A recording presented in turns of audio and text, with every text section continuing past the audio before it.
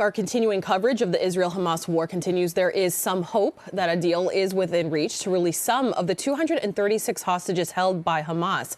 CTV's Tony Grace joins us with the very latest on the negotiations. Tony, update us on what exactly has transpired over the weekend when it comes to the negotiations. Yeah, Kayla, the words that we're hearing now to describe how close a deal may be to release some of the hostages being held by Hamas is closer than ever. Remember, this is a very complicated set of talks underway right now involving not only Israel and Hamas, but to a certain extent the U.S. and being mediated by Qatar. And what we heard from the Qatari Prime Minister over the weekend, who's sort of been the point person on where things stand with these sensitive talks, is that optimism was being expressed. Some of the sticking points include, how many days will the fighting stop?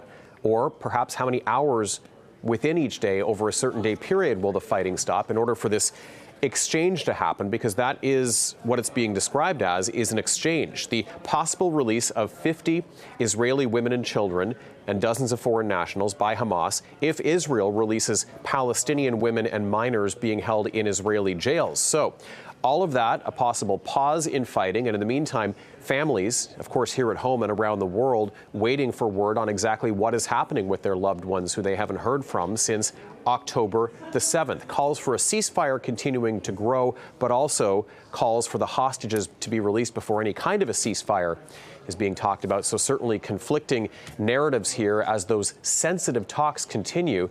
We'll be watching very closely today for developments on that, Kayla. We certainly will. CTV's Tony Grace on the very latest when it comes to negotiations in the Israel-Hamas war. Tony, thank you. You're welcome.